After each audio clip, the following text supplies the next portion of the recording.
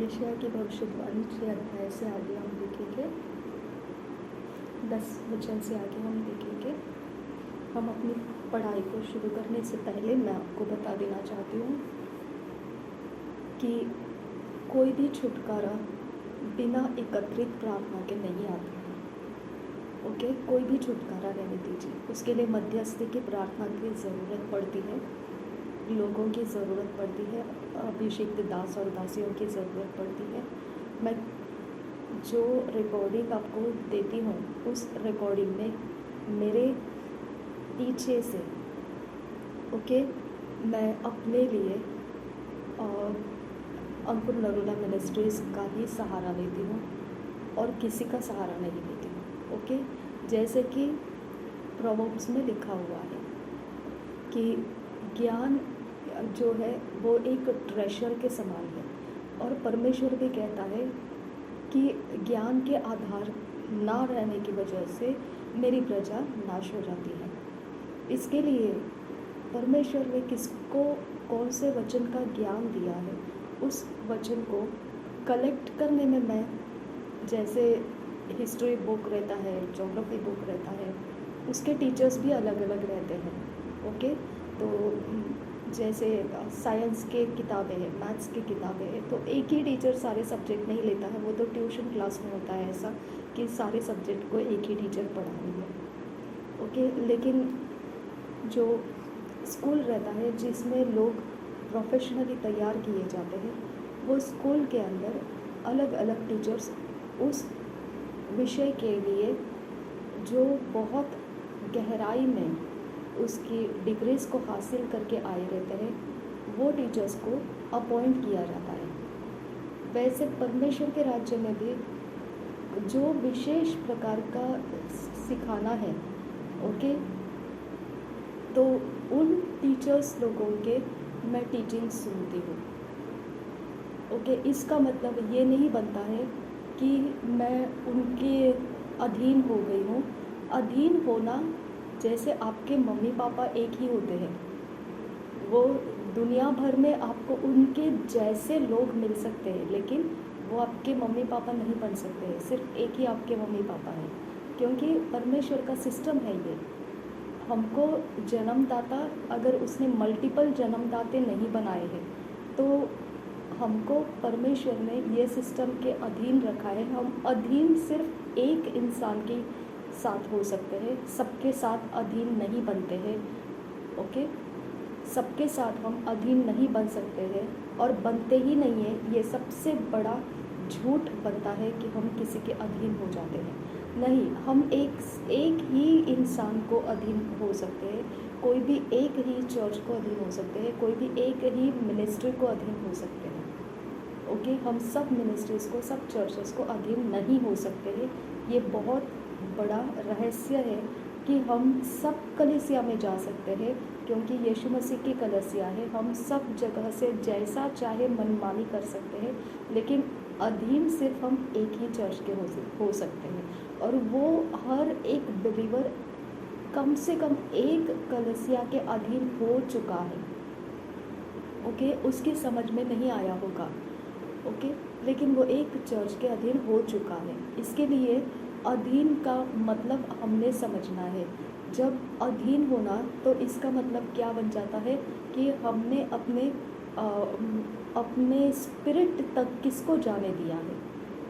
Okay, हमारे spirit तक हमारे सिर्फ मम्मी पापा ही जुड़े रह सकते हैं, क्योंकि हम उसके फ्लैश से बॉर्न हो चुके हैं। उनके फ्लैश में से, ब्लड में से हमने अपने आप को सृष्टि किया हुआ पाया है, तो हमारे स्पिरिट तक उनका ही अथॉरिटी पहुंच पाता है। ओके, वैसे ही आत्मिक जगत में हम एक ही मिनिस्ट्री के अधीन हो सकते हैं, सब मिनिस्ट्रीज़ के अधीन नहीं हो सकते हैं।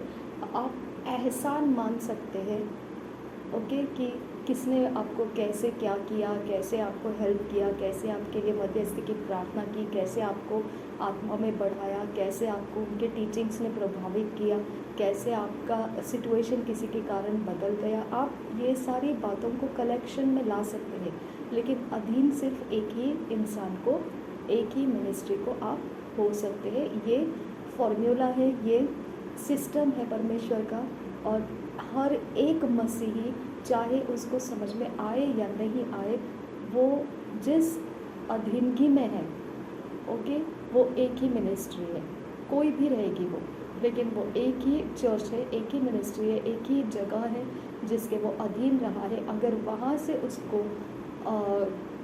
से उसको कुछ भी करने के लिए बोला जाता है तो वो वहाँ से सुन के करता है, ओके। तो इसके लिए हमको समझ में आना चाहिए कि हम अंकुर नरूला मिनिस्ट्रीज़ के अधीन में है, मेरे back of the scene, back of the ground, जहाँ भी परमेश्वर मेरे साथ डील कर रहा है 2014 से लेकर, वो अंकुर नरूला मिनिस्ट्रीज़ में से हो रहा है, ओके। मेरा हर चीज़, हर बात, हर एक जो भी मेरा मूवमेंट आप देखते हैं कि मैं ये चैनल ओपन कर रही हूँ, या मैं ये प्रेयर कर रही हूँ, या मैं वो, उसके पीछे आपको समझ में आना चाहिए कि ये अंकुर नरूला मिनिस्ट्रीज़ का ग्रेस मुझे कैच कर रहा है, ओके। तो ये ग्रेस के नीचे रहकर मैं ईमान के साथ उनके साथ हूँ, लेकिन मैं आपको ये बता रही हूँ कि आप डिपेंडेंट नहीं बनना है, क्योंकि डिपेंडेंसी प्रॉफिट टीबी जोशुआ के आधार से डिपेंडेंट मिनिस्ट्रीज धक्का खा गई, क्योंकि उनका लाइफ इतना suddenly, all of a sudden उन्होंने हाथ छोड़ दिया कि मिनिस्ट्री का आधार जैसे डिसबैलेंस होने का समय आ गया था। लेकिन परमेश्वर का दया है कि वो अब भी स्थिर मिनिस्ट्री में चल रहे हैं, ओके।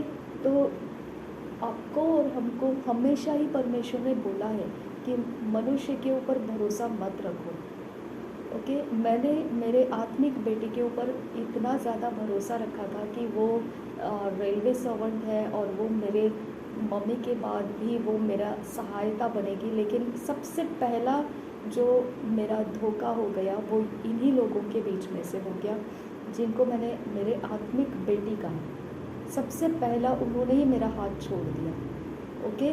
और अगर उन्होंने हाथ छोड़ दिया तो मैंने दूसरे किसी का तो आधार लिया ही नहीं था। तो मेरे पास बहुत बड़े कष्ट के समय आए और परमेश्वर ने दया का हाथ आगे बढ़ाया, एक पास्टर को खड़ा किया, उन्होंने पूरा मेरा जिम्मेदारी उठाया, मेरे हर पर्सनल नीड्स को उन्होंने फाइनेंशियली मुझे सपोर्ट किया, ओके। ये एक अद्भुत था जिनके बारे में मैंने कभी सोचा भी नहीं था। वो पास्टर ने आके मेरी पूरी, मेरे माता पिता की जो जगह खाली हो चुकी थी उस जगह में उन्होंने आकर एक मेरे बड़े भाई का जो प्लेस रहता है उस तरह से उन्होंने मुझे कवर कर लिया। मेरे साथ कोई नहीं था, उन्होंने मेरा साथ निभाया, ओके। तो इस तरह से उन्होंने कभी मुझे तुच्छ नहीं जाना। इतना ही नहीं, मैं 50 रुपीज़ का मिल्क लेने के लिए भी मैं उनको बोलती थी कि मुझे 50 रुपीज़ सेंड कीजिए, तो वो मुझे 50 रुपीज़ मिल्क के लिए भी सेंड करते थे।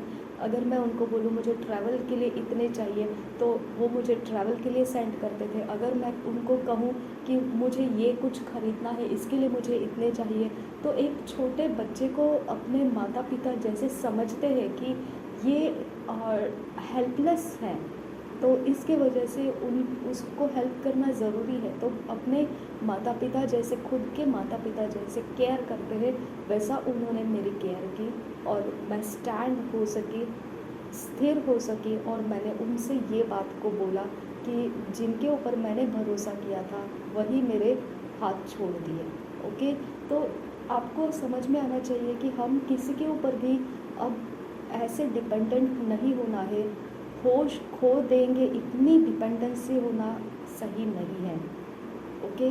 इसके वजह से हमको समझ में आना चाहिए कि हम परमेश्वर के वचन का आधार सबसे पहला लेना है, बाद में उस वचन पर खड़े रहने का अनुग्रह हमारे जो अधीनगी है किसी चर्च के, वो अधीनगी में से हम उसको कैच कर सकते हैं और हमारा स्ट्रेंथ बढ़ा सकते हैं।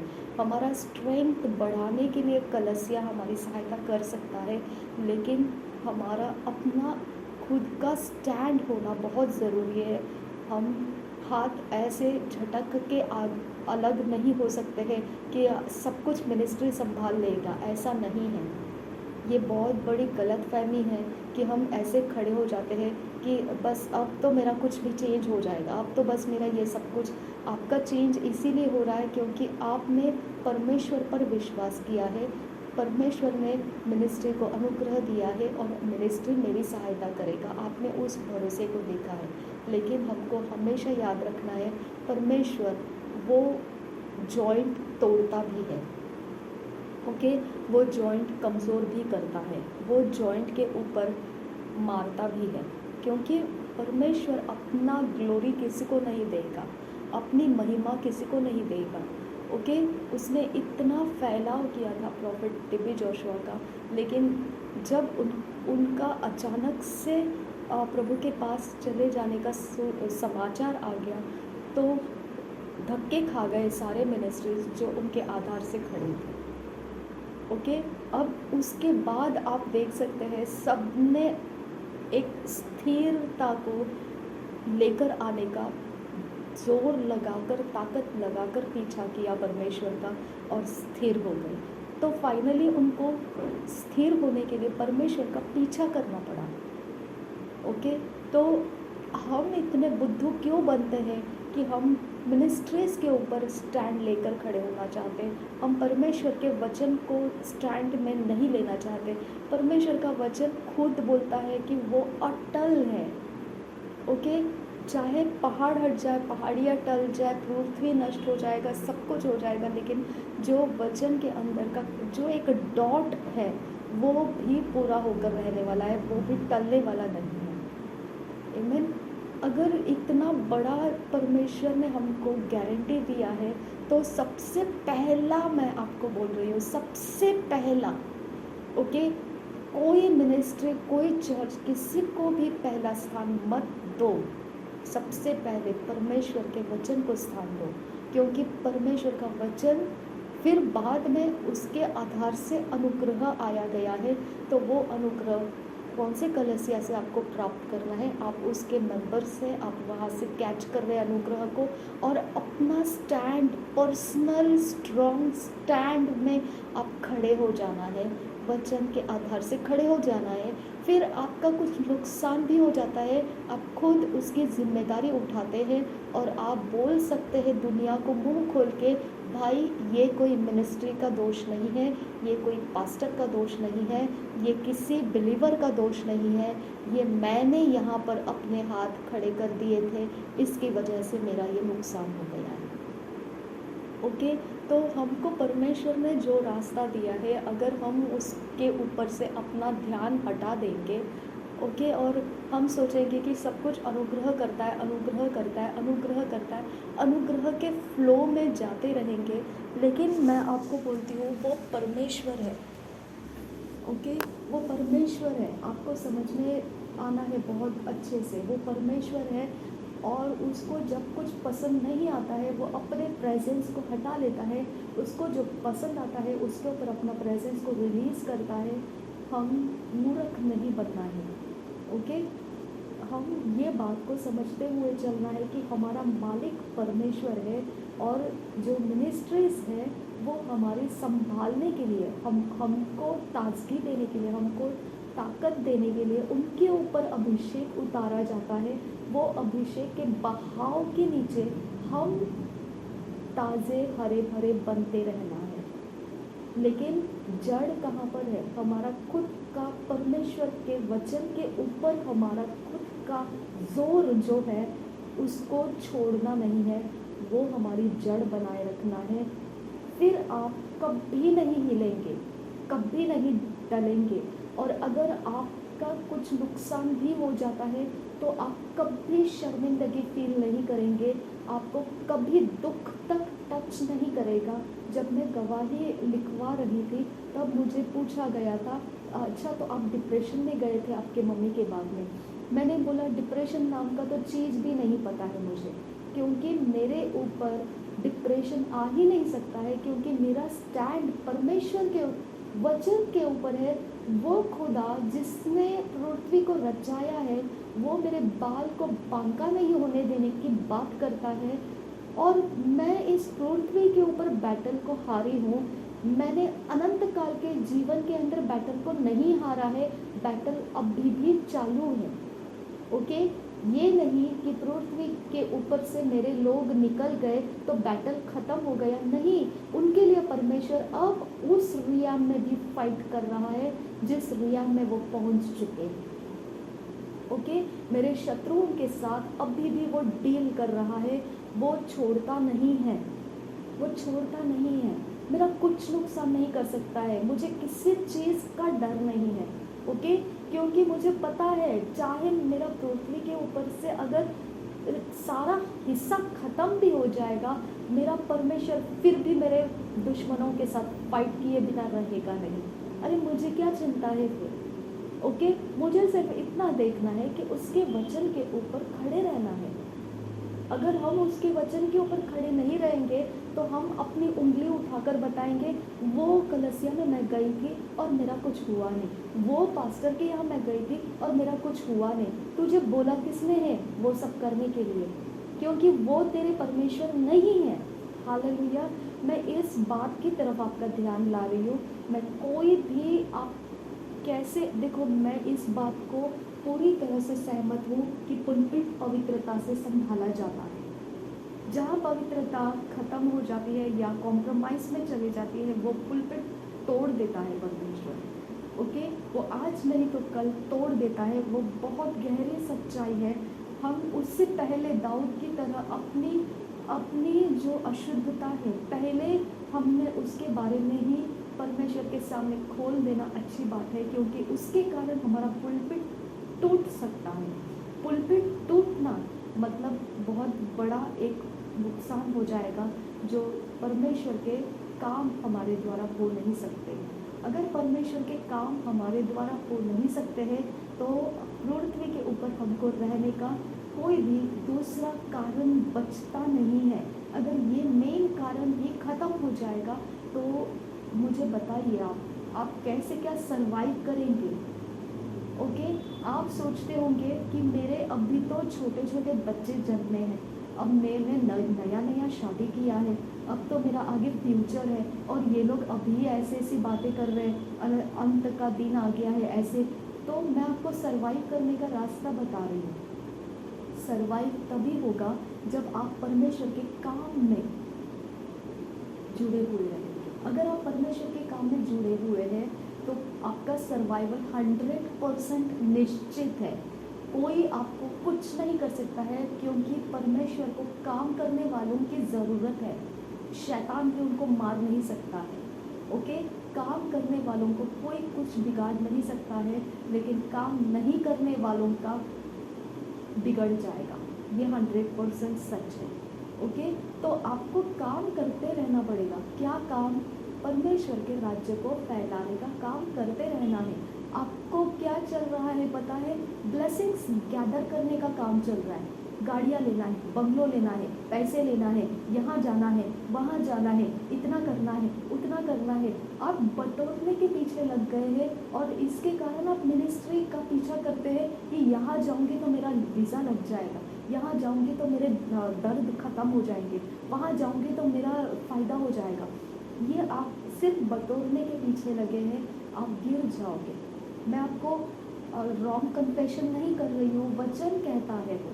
ओके, आप ऐसे कुछ भी आधार लोगे जो परमेश्वर का वचन नाकबूल करता है, ऐसे अगर आधार लोगे बहुत जल्दी आप टूट जाएंगे उस आधार से। ओके, अगर उस आधार से टूट गए ना तो आपको आधार लेने के लिए दोबारा पलट कर वचन के ऊपर आना पड़ेगा।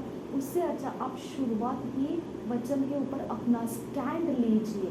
सबसे पहला आप कबूल कीजिए, खुदा तेरा वचन जो कहता है मैं उसको ग्रहण करती हूँ, तेरा वचन जो नहीं है मैं उसको ग्रहण नहीं करती हूँ। तू मेरी मजबूती है, तू मेरा सामर्थ्य है, तू मेरे सामने आगे आगे चल रहा है। ओके, जब तू मेरे आगे आगे चल रहा है तो वो वचन है जो मुझे अंकुर नरुला मिनिस्ट्रीज के अंदर लेकर आया है। ओके, तो ये वचन है जो मुझे टीचर्स, जो बाइबल टीचर्स हैं, उनसे मुझे कुछ सिखवा रहा है। तू आगे चल रहा है, इसके लिए मेरी उन्नति हो रही है। अब ये अनुग्रह के नीचे मैं हूँ, जब तक तेरी मर्जी है ये अनुग्रह के नीचे मुझे बचाए रखना। तू जानता है कि ये मेरी ज़रूरत है कि मैं तेरे छाया के नीचे रहूं। ये अनुग्रह तूने एएनएम मिनिस्ट्री के ऊपर दिया है, प्रेयर माउंटेन के ऊपर दिया है, और उनके सारे जो भी अभिषेक के काम हो रहे हैं उसके नीचे तूने मुझे इसीलिए लाया है क्योंकि तू जानता है मेरे शत्रु मेरे ऊपर कैसे आक्रमण कर सकते हैं, और इसके लिए तूने मुझे उनके छाये के नीचे लाया है, एएनएम मिनिस्ट्री के छाये के नीचे लाया है। टीचर्स के द्वारा मुझे सिखाया है, भविष्यद्वक्ताओं के द्वारा मुझे बताया है आगे क्या होने वाला है, तो मैं सुरक्षित सरवाइव करने वाले ग्राउंड के ऊपर हूँ। और मैं सबसे पहले तेरे वचन के लिए धन्यवाद करती हूँ क्योंकि वही मेरे आगे गया और मेरे रास्तों को उसने बनाया और फैलाया। हालेलुया। अगर आप वचन को जड़ पकड़कर आगे नहीं देखेंगे तो आप हवा में तरंगते हुए हैं। ओके, जहाँ हवा चली वहाँ पर आप चले जाएंगे, ऐसे हो जाएगा। ओके, और आप निराशा बहुत ज़्यादा हो जाएगी क्योंकि आप मनुष्य के ऊपर भरोसा कर रहे हैं, प्रेयर माउंटेन के ऊपर भरोसा कर रहे हैं, आप मैन ऑफ गॉड के ऊपर भरोसा कर रहे हैं, कलसिया के नाम के ऊपर भरोसा कर रहे हैं, उनके गैदरिंग के ऊपर भरोसा कर रहे हैं। नहीं, परमेश्वर वो नहीं चाहता है। परमेश्वर सबसे पहला वचन चाहता है कि आप पहले मेरे वचन को आदर दो। उसने खुद भी पहले वचन को सम्मान दिया है। उसने सबसे पहले परमेश्वर ने खुद अपने वचन को पहला स्थान दिया है। ओके, तो इसके लिए हम ओवर स्मार्ट नहीं बनना है। स्पिरिचुअल लाइफ बैटल ग्राउंड है, प्ले ग्राउंड नहीं है। ओके, इसके अंदर आप ऑर्केस्ट्रा क्रिएट नहीं कर सकते हैं, एंटरटेनमेंट क्रिएट नहीं कर सकते हैं। ओके, कहाँ पर कैसे फट जाएगा कुछ भी बोल नहीं सकते हैं। ओके, हमको बहुत बर्ताव में, बिहेव्स में, सब कुछ में हमको ध्यान रख के चलना है कि हम क्या है, हमारी जड़ क्या है। हमारी जड़ वचन रहना है। ओके, आज मैंने वचन को बांटा तो ये जड़ है मेरी कि मेरा आज ये चीज़ आगे जाकर काम लाने वाला है। कुछ ना कुछ तो एक बदलाव मेरे लाइफ में लाने वाला है। मेरी जड़ वचन है। समझ में आया? और वचन पवित्र आत्मा के द्वारा सिखाया जाता है। हमको वचन सिखा रहा है कि आगे बढ़ने के रास्ते आप कैसे लेना है। पहले स्थान वचन को दीजिए।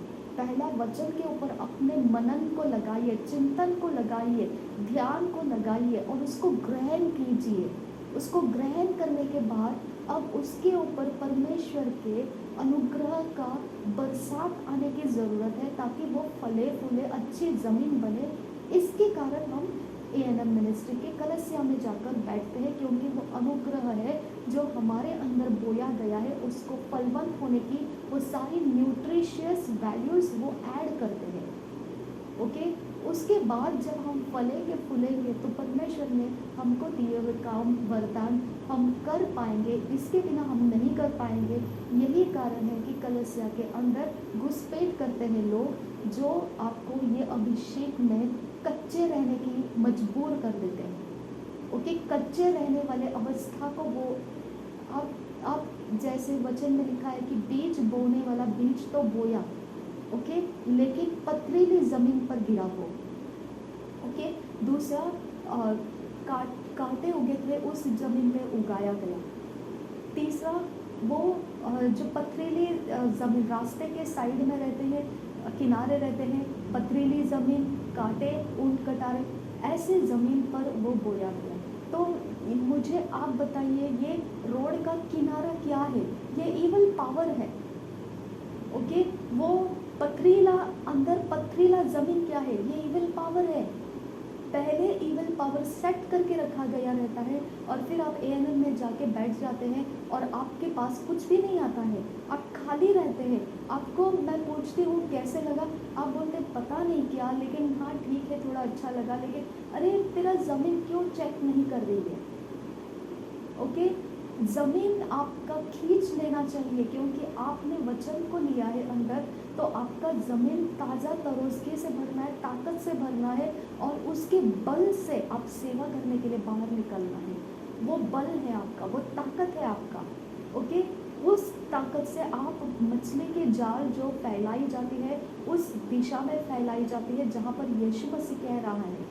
ओके, जब आप वो इवेंजलिज्म का काम करने के लिए जाएंगे या प्रेयर करने के लिए जाएंगे या कुछ भी जो आप करना परमेश्वर को दर्शन के द्वारा परमेश्वर ने आपको जो भी दिया है दर्शन के अनुसार वो करने के लिए उठेंगे तो आपका वो ज़मीन काम करेगा। आपका ज़मीन के ऊपर का ही ये अगर ऊँट कटारे पथरीली ज़मीन रास्ते का किनारा ये शैतानी आत्माएं जो है यही के कारण आप पूरी तरह से आप अपने अंदर वो सिंचन नहीं ले पा रहे जो ANM मिनिस्ट्री से हो रहा है। आप पूरी तरह से भर जाना है, पूरी तरह से आपकी ज़मीन को डील करना है, आपने पूरी तरह से डील करना है। तो वचन के आधार से डील किया जाता है।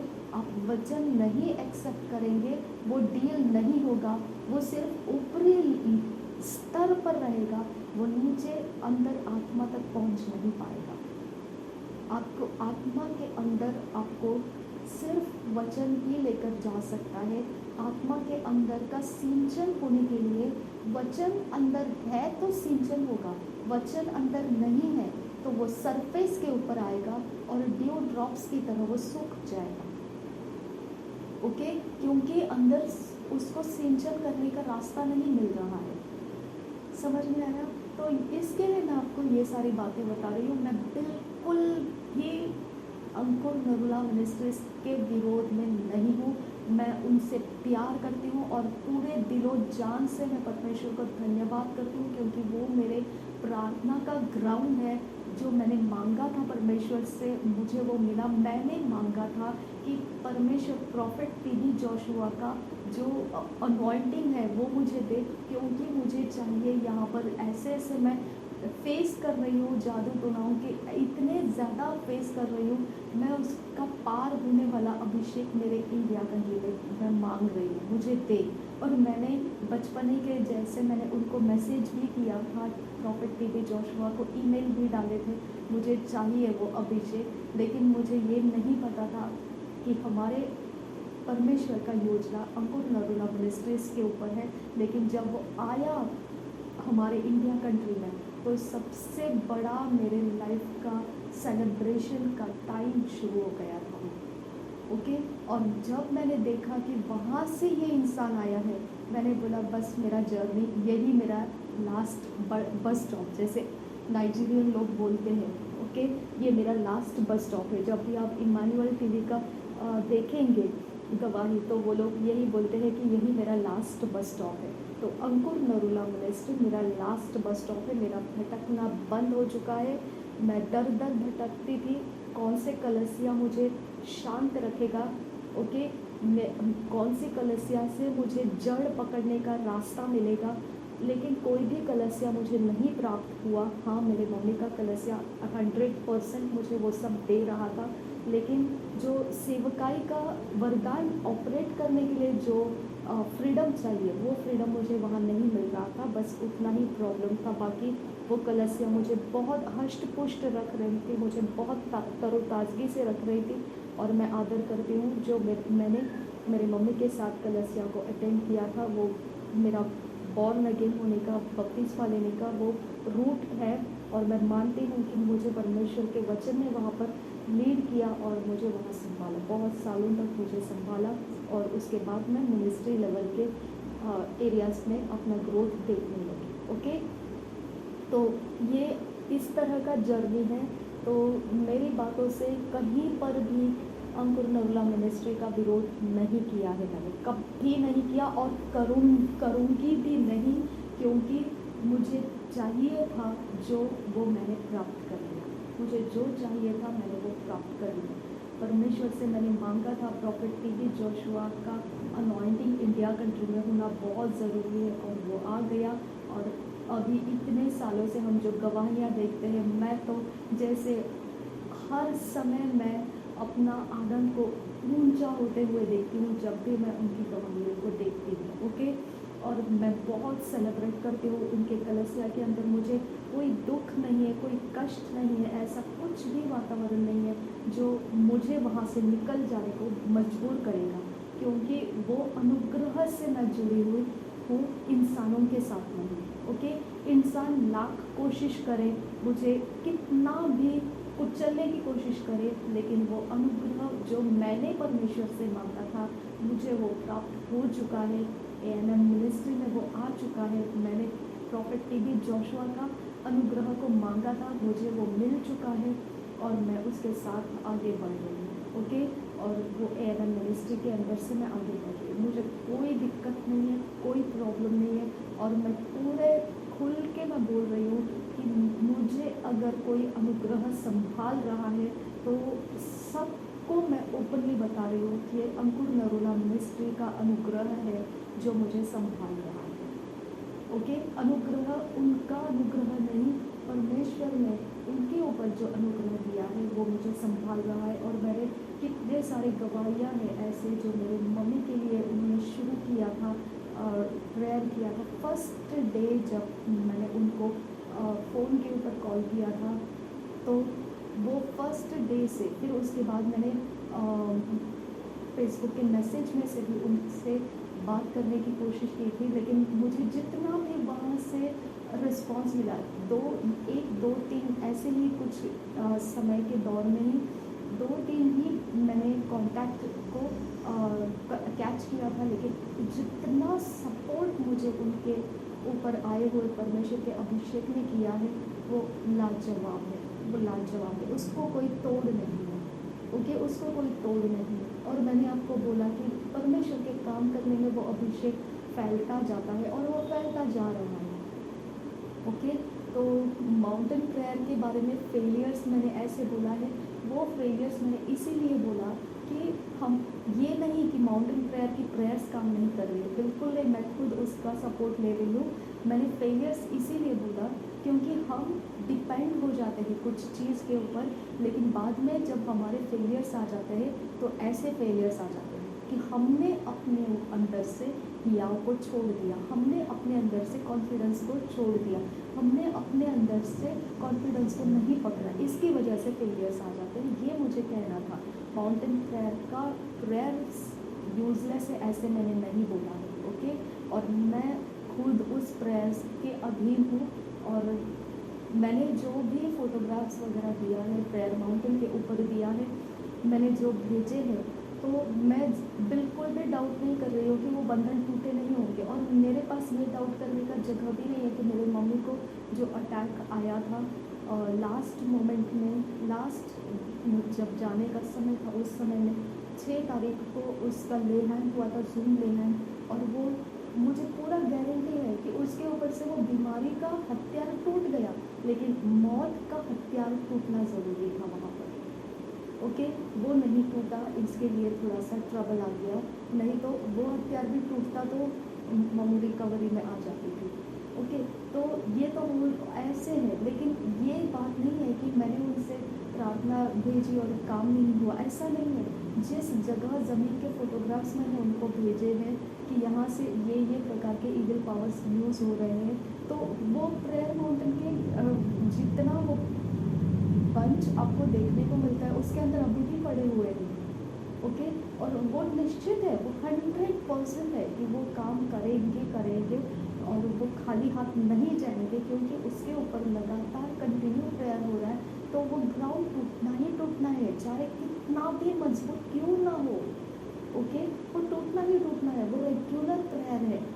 ओके, तो मैं उसके विरोध नहीं हूँ, मैं अपने अंदर के कमज़ोरी के विरोध हूँ कि हम हाथ खड़े कर लेते हैं, क्योंकि हम डिपेंड हो जाते हैं कि प्रेयर माउंटेन लोग कर रहे हैं ना तो हम सुरक्षित है, हम डिपेंड हो जाते हैं। हाँ, ANM में जा रहे हैं ना तो हम सुरक्षित हैं। ये डिपेंडेंसी मत रखो, मैं ये कह रही हूँ।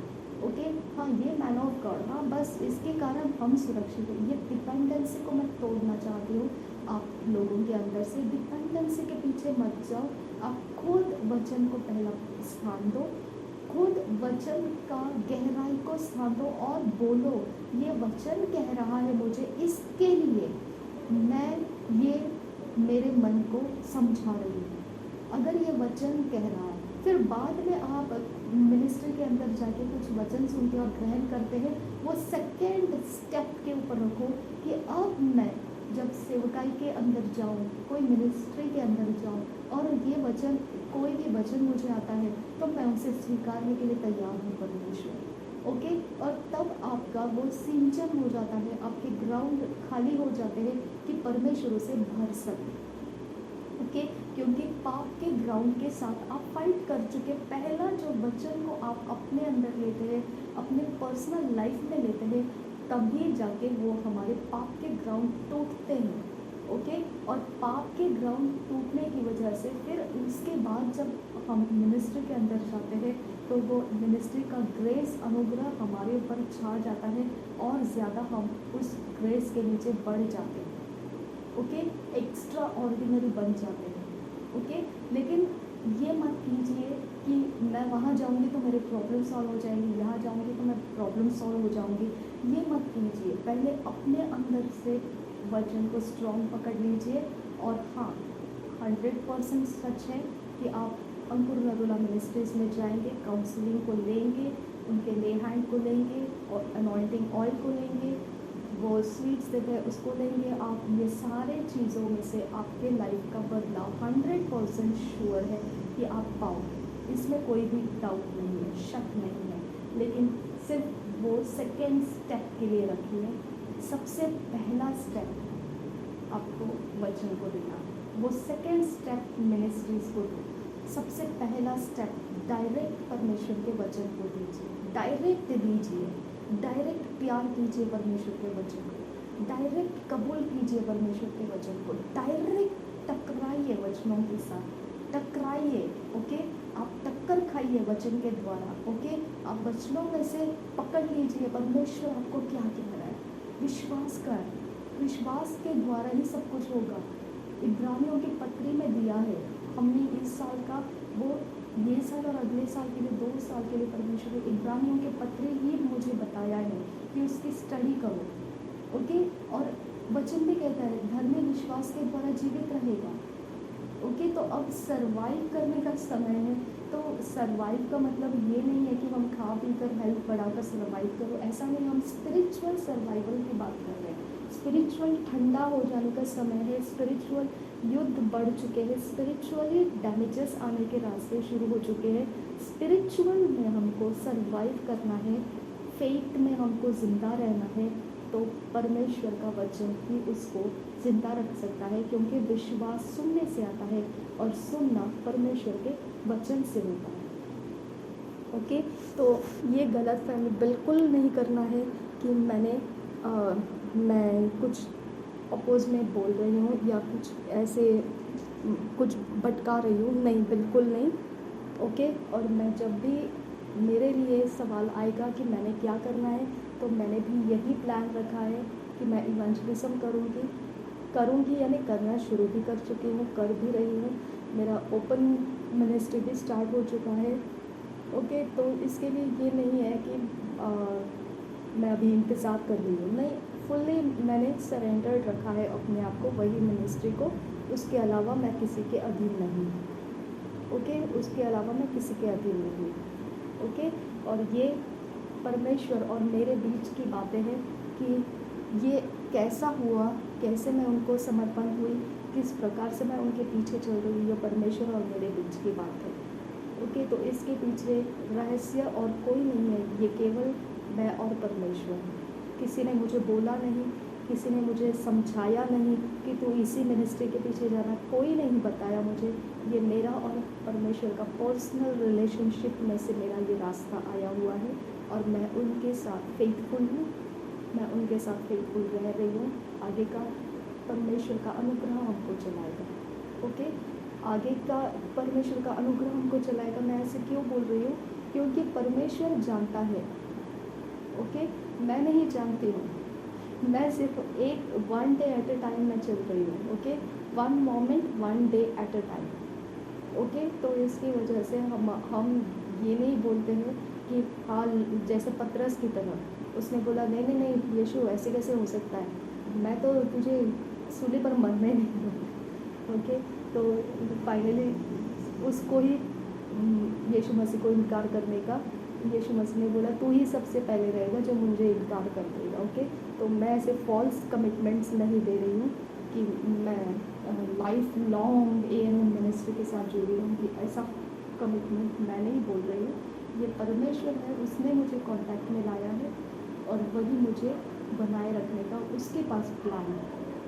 उसका प्लान मेरा प्लान है, जो उसके प्लान में नहीं है वो मेरे प्लान में नहीं है। ओके, तो डेफिनेट है कि परमेश्वर जब लाया है तो उसका ही मर्जी है कि हमने आगे इसके साथ कैसे होना है। ठीक है, तो प्रभु यीशु मसीह हम सबके साथ बना रहे। हम यशायाह को पढ़ना शुरू करेंगे 6 अध्याय का 10 वचन से आगे, और अपना हियाव बनाए रखिए, ANM मिनिस्ट्री के साथ फेथफुल रहिए। प्रभु यीशु मसीह हम सबके साथ बना रहे। आमीन, आमीन, आमीन।